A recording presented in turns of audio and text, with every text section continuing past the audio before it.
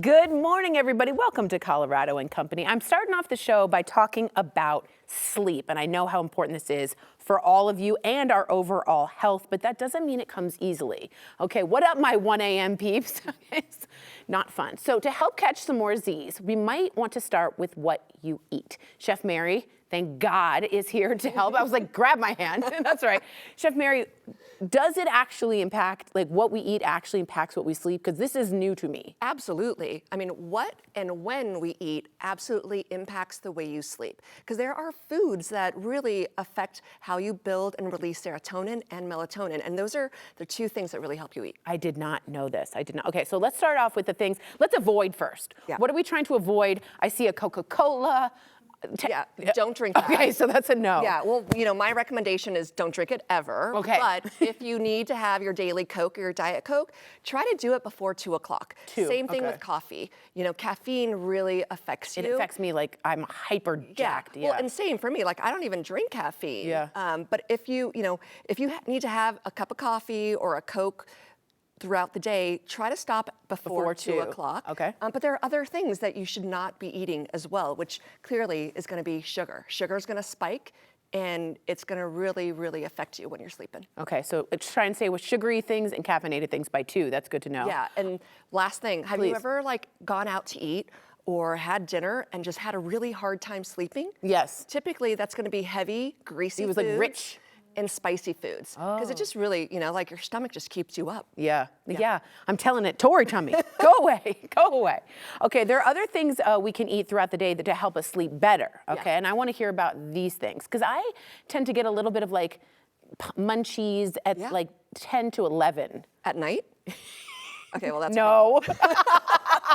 Yeah. Well, you know, from my perspective, I really think you should start looking at the way you eat all day long. Okay. Because there are foods that are going to really help you eat, or help you sleep. So, for example, like tryptophan foods. Yeah, like turkey. Yeah, items like turkey, you know, eggs, nuts.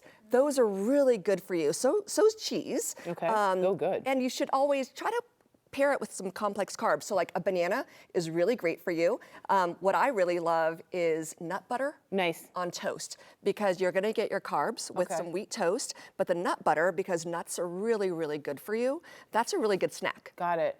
Can I do like almond butter? That's a nut? Absolutely. Okay, so almond butter. Peanut? Yeah, almond butter, you know, almond butter, peanut butter. That's great. Okay. Sun butter's not a nut, so don't do any sun butter. Got it. But you know, nuts. I mean, I love pistachios. I do love, too. you know, and I'm a salty person. Me too. And so if I want a snack at 11 o'clock at night, do some pistachios. Smart. Do some nuts. Do a little work, like little squirreling. I can do that. Yeah. Okay, I've heard a lot about melatonin. I have tried a supplement, but you can also get melatonin from food. How? Well, there are certain foods that naturally have melatonin, and they contain different amounts. So oats. So, you know, at night you can have some warm oat milk. Oh, wow. You know, some warm oat milk, or have some overnight oats if you're looking for something sweet. Pistachios have a lot of melatonin in them as well, and cherries. So Cherries, really? I love tart cherries. So you could either have a snack with some cherries or drink some cherry juice. And it's good for sleeping. It's good for sleeping, yeah. And this is the cherry juice. That's the cherry juice, yeah. Cheers. Oh, that's tart. That's great. That's really good. Okay, one last question. What I was talking about, and I just want to bring this in, a lot of people are like, let's be honest, bored eaters, emotional eaters. At night, I'm binging so much and I don't even notice and the whole thing is gone. Right. How is bedtime snacking, and what do you think about it just in general for your sleep? You know, I think it's hard because your body starts, you know, your stomach starts to digest all of that food. Yeah, that's true. You know, and so you can feel a little bit sluggish, which I think people think that, oh, I'm just going to go straight to bed. Right. But it actually, digesting while you're sleeping is not good for you. I see. Right? It keeps you awake. So if you do decide that you need to have a late snack, maybe move your body around a little bit so that you can digest.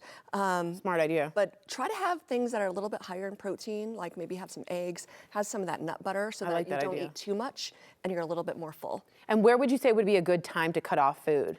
You know, it really depends on when you sleep. You know, if you're going to bed. I go to bed like 11-ish. Yeah, stop eating, I'd say by 8 or 9. Oh, okay. Yeah. Okay. And if anything, have some chamomile tea. Look at this. You brought all of it. I did. I brought you Cheers. some tea. Cheers, everyone. Little tea.